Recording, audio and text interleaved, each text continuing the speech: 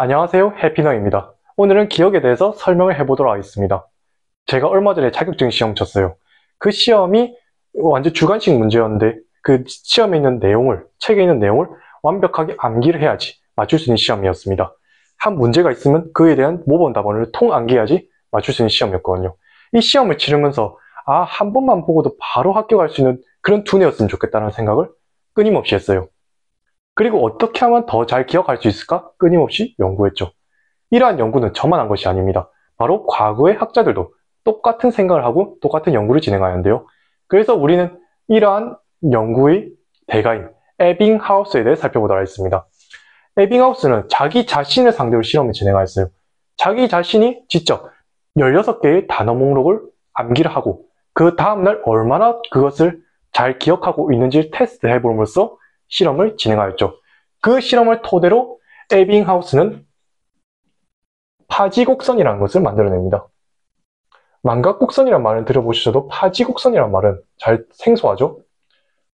파지라는 것이 바로 얼마나 잘 기억하느냐를 나타내는 것이 바로 파지인데, 이 파지곡선을 보시면 첫 번째로 X축은 첫째 날 목록 시연수, Y축은 둘째 날 목록 재학습에 걸리는 시간입니다.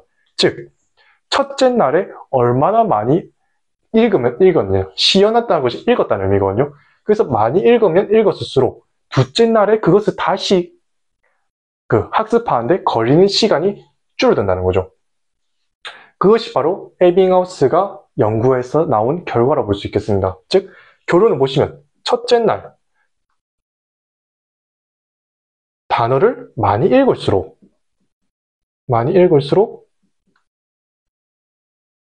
둘째 날 더 잘 기억이 난다 라는 결과를 얻어냈다고 볼 수 있죠. 그것이 바로 에빙하우스의 실험의 결과라고 볼 수 있겠습니다. 이를 토대로 에빙하우스는 파지곡선이 아닌 망각곡선이라는 것도 만들어낸대요. 에빙하우스의 망각곡선은 말 그대로 시간이 지나면 지날수록 우리가 얼마나 더 잘 까먹느냐를 그래프로 나타낸 것입니다. 에빙하우스의 망각곡선에 대해 살펴보도록 하겠습니다. 에빙하우스의 망각곡선을 보시면 여기 밑에 시간이랑 퍼센테이지가 있잖아요. 여기 보시면 1시간이었을 때는 44%, 9시간이었을 때는 35%. 이게 무슨 말이냐? 무언가를 기억하고 나서 그 기억된 전체의 양을 100%라 가정했을 때 1시간 지났을 때는 44%만 기억하고 9시간 지났을 때는 35%만 기억난다는 것입니다. 여기서 나올 수 있는 결론은 무엇이냐? 바로 시간이 지나면 지날수록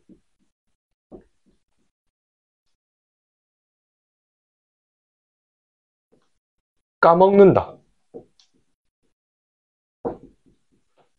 즉 우리는 망각의 동물이다 라는 것을 숫자로 증명해낸 것이죠. 이렇게 에빙하우스에 대해 살펴봤습니다. 하지만 기억에 대해 연구한 것은 에빙하우스만 그런 것이 아닙니다. 바로 애킨슨과 시프린도 기억에 관해서 연구를 했죠. 그리고 나서 애킨슨과 시프린은 기억 처리 모형이라는 것을 만듭니다. 그에 대해서 살펴보도록 하겠습니다.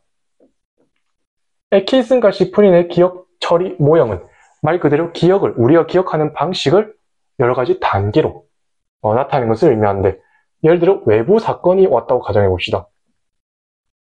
어떤 외부 사건이 있으면 그 사건에 대해서 뇌는 정보를 감각 기억으로 보냅니다.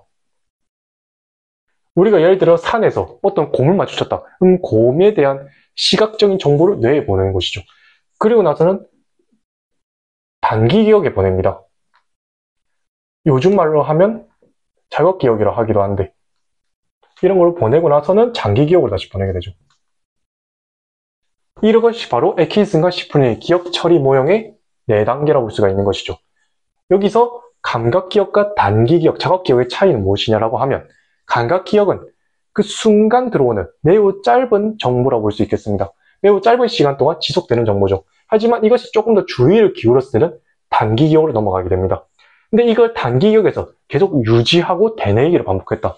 계속해서 그것을 반복해서 읽고 아니면 말하고, 이것을 반복하면 장기 기억으로 넘어가게 되는 것이죠. 하지만 이렇게 하는 절차 외에도 감각 기억에서 바로 장기 기억으로 넘어가는 절차도 있습니다. 그것을 바로 자동 처리 기억이라고 합니다. 자동 처리. 과정이라고 볼 수가 있는데, 이거는 무엇을 예로 들 수 있냐? 바로 자전거 타기를 예로 들 수 있죠. 우리가 자전거 타기를 예를 들어 오른발을 얹어서 이렇게 뭐 이동해가지고 이것을 머리로 학습해서 나온 것이 아니잖아요. 이것은 몸이 아는 것입니다. 몸이 아는 것. 요걸 바로 자동 처리 과정이라고 봅니다. 즉 감각 기억에서 바로 장기 기억으로 넘어가는 것이죠. 이 자동 처리 과정을 통해서 나오는 기억을 암묵 기억이라고 합니다. 그럼 암묵 기억의 반대로 이 전체적인 과정을 통틀어서 나오는 기억은 바로 외현 기억이라고 볼 수 있는 것이죠. 이렇게 에킨슨과 시프린의 기억 처리 모형까지 살펴봤습니다. 우리는 지금까지 기억을 어떻게 하면 우리가 더 잘 기억할 수 있을까를 연구한 학자들의 경로를 탐색해 봤는데요. 첫 번째는 에빙하우스에 대해 살펴봤습니다. 이 에빙하우스는 자기 자신을 실험 대상으로 삼아서 결국에는 이 두 가지 결론을 얻어냈죠. 그리고 나서 이걸 좀 더 정교하게 우리가 어떻게 기억을 하는가를 연구한 것이 바로 에킨슨과 시프린. 그래서 에킨슨과 시프린의 기억 처리 모형에 대해서 살펴봤습니다. 지금까지 기억에 대한 설명이었습니다. 시청해주셔서 감사합니다.